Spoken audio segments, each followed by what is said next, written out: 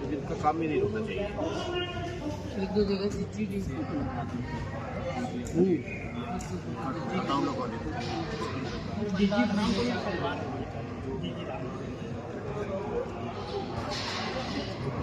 नहीं, ये बड़ा अद्भुत दिव्य आयोजन होने जा रहा है, और ये जो दिव्य आयोजन हो रहा है ये कोई नहीं कर रहा, ये ईश्वरी प्रेरणा से स्वतः हो रहा है। और कोई तारीख तय करता था, कोई मुहूर्त निकालते थे, फिर बहुत विचार विमर्श होता था कि मंदिर का निर्माण पूर्ण हो गया है, कुछ गुरुदेव दत्ता जी की मूर्ति आ चुकी है, स्थान पे स्थापित होने जा रही है, और कब होना है, क्या होना है, बहुत लंबी चर्चा चलती थी। 3 साल से ये मंदिर का निर्माण हुआ। 3 साल इसलिए लगा क्योंकि सारा काम पत्थरों में उसको कार्विंग कहते जो, तो यहीं पे किया गया।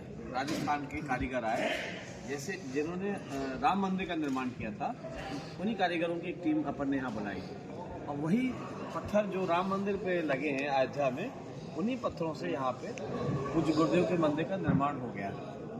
और उस निर्माण में दत्ता जी के छोटे से लेके बड़े तक, गरीब से लेके सामर्थ्य तक, सबने थोड़ा थोड़ा सहयोग किया। और जब मंदिर बनकर पूर्ण हो चुका है, तो अब प्राण प्रतिष्ठा, मूर्ति स्थापना, उसका मुहूर्त निकला, और अचानक ये तय हुआ 29-30 तारीख के आसपास, यही आज से 6-7 दिन 8 दिन पहले, हाँ, अचानक ये तय हुआ कि 9, 10, 11 में ही करना है।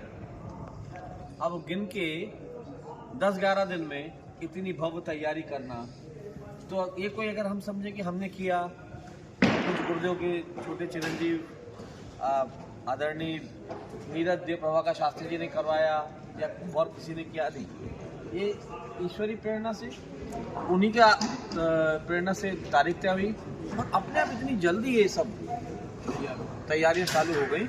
उसमें भी हम आधे दिन बाहर, और उसके बाद भी तैयारियां अच्छी भव्य तैयारियां लगभग पूर्णता की ओर है।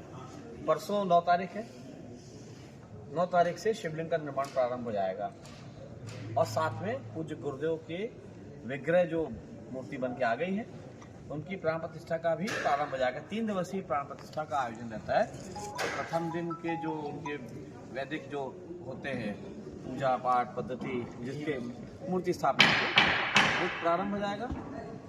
10 तारीख को जलाभिषेक होगा, जिसमें भारत की जो प्रमुख नदियां हैं, तो गंगा, जमुना, सरस्वती, क्षीर सागर, वो अपना गांधी सागर से लेके भारत की समस्त नदियों का जल भरत कुंड से, वहाँ से भी आएगा, से भी वो भी आ गया है।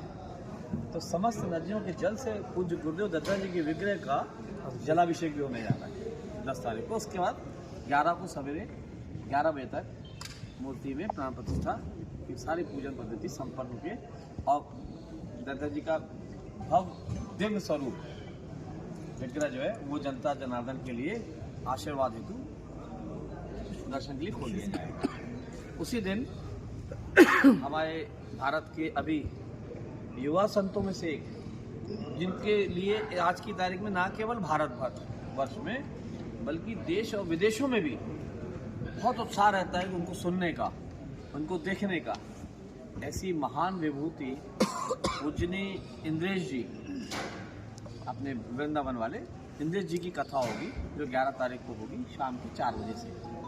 उसी दिन सवेरे 10-11 बजे से हमारे ही मध्य प्रदेश के, हमारे कटनी और जबलपुर के मध्य के शिवरा के पास रुंझा गांव के, जो आज उनका भी नाम विश्व में विख्यात हो रहा है, परम आदरणीय पूजनीय अनिरुद्धाचार्य जी, वो 11 तारीख को उनका भी प्रवचन होंगे, आशीर्वचन होंगे, उनका भी सत्संग सबको मिलेगा।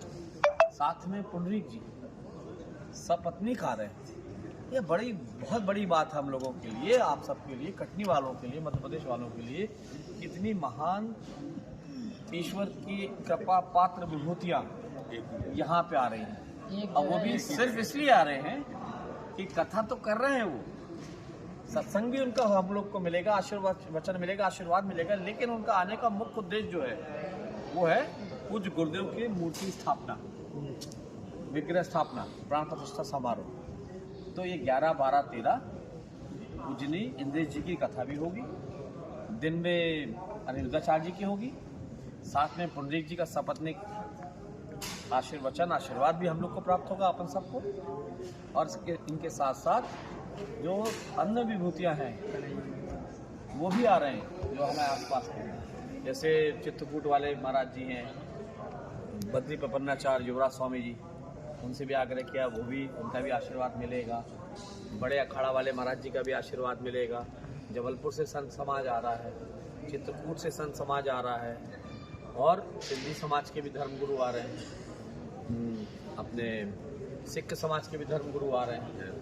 तो बहुत सारे धर्मगुरुओं का समागम यहाँ होने जा रहा है पूज्य गुरुदेव की मूर्ति स्थापना और प्राण प्रतिष्ठा। साथ में कन्हैया मित्तल, पूर्णिमा दीदी, कामराज जी और चित्र ऐसे बहुत सारी ऐसी विभूतियां हैं। ये भी हैं, एक तरह से विभूति है, क्योंकि ये लोग भी भजन के नाम पर, देवी गीतों के नाम पर, ईश्वर की आराधना के नाम पर इतना भक्ति संगीत इनका अद्भुत है कि इनके सुनने वाले पूरे विश्व में फैले हुए हैं।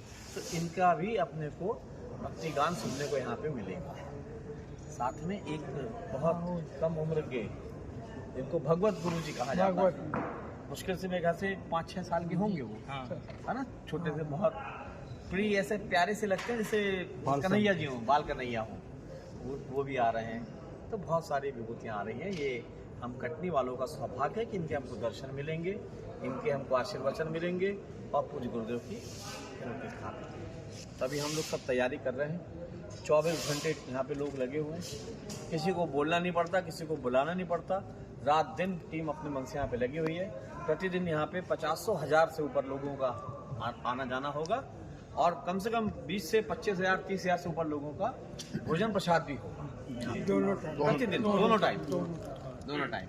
और उपरोक्त समस्त धार्मिक इस आयोजन में हमारे मध्य प्रदेश के मुखिया, माननीय प्रदेश के मुख्यमंत्री डॉक्टर मोहन यादव जी भी 12 तारीख को आ रहे हैं, और साथ में प्रदेश के कई मंत्री आ रहे हैं, और 13 तारीख को शिवराज जी भी आ रहे हैं, प्रहलाद पटेल जी भी आ रहे हैं, कैलाश विजयवर्गीय जी भी आ रहे हैं, पूर्व मंत्री, वर्तमान विधायक, देश के बहुत सारे ऐसे उद्योगपति जो पूज्य गुरुदेव से जुड़े थे या धर्म में आस्था रखते हैं, ऐसे उद्योगपति भी आ रहे हैं। बहुत से डॉक्टर्स आ रहे हैं, बड़े बड़े, जिनके बड़े नाम हैं देश में, ऐसे डॉक्टर्स भी आ रहे हैं, फिल्म अभिनेता भी आ रहे हैं। तो सभी वर्ग के लोग जो भक्त हैं वो तो आ ही रहे हैं। भक्त में सब प्रकार की विभूतियाँ होती हैं, कोई जज भी बन जाता है, कोई वकील होता है, कोई डॉक्टर होता है, कोई उद्योगपति होता है, कोई इंजीनियर होता है। सब लोग का पूरे भारत से हर कोने से लोग आ रहे हैं। दद्दा के दीक्षित शिष्य 22 लाख से ज़्यादा हैं, और वो पूरे देश में नहीं, विश्व में फैले हुए हैं। वो लोग भी आ रहे हैं, पूरे देश भर से लोग आ रहे हैं। अपने लिए बहुत बड़ा दिव्य और भव्य आयोजन होने जा रहा है। और सारा आयोजन, जैसे वो हवाई जहाज में मोड होता है ना, ऑटो पायलट मोड, वैसे ऑटो पायलट मोड यानी अपने आप सारी व्यवस्था खुद होती चली जा रही है। ये ईश्वर का आशीर्वाद है, परम पूज्य गुरुदेव दद्दा जी का आशीर्वाद है। ये सब बहुत अच्छा व्यवस्थित चल रहा है, और मैं आप लोगों के माध्यम से भी सबसे आग्रह करूंगा कि आए, यथा योग्य सहयोग करें। और 9 तारीख से लेकर 13 तक सभी पधारें। सवेरे 8 बजे से शिवलिंग का निर्माण करिए, 11 बजे अभिषेक होगा, और 1 बजे से फिर भोजन प्रसाद भंडारा होगा, और फिर शाम के 4 बजे से कथा होगी। तो इस सारे आयोजन में आप सभी सम्मिलित होंगे, तो ये बहुत बड़े पुण्य का लाभ का अवसर है। इसको सब इसका फायदा उठाएं, पुण्य लाभ कमाएं। जय श्री कृष्ण।